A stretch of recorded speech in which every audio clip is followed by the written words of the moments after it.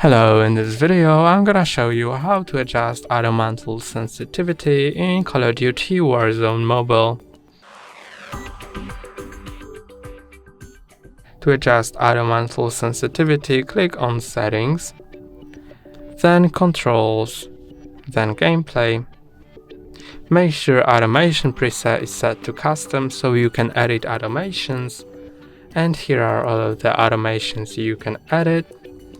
And to edit Auto Mantle Sensitivity, make sure Auto Mantle is set to either forward or full, and now you can set Auto Mantle Sensitivity to low, medium or high. Then click here to go back and click anywhere on the screen to exit settings.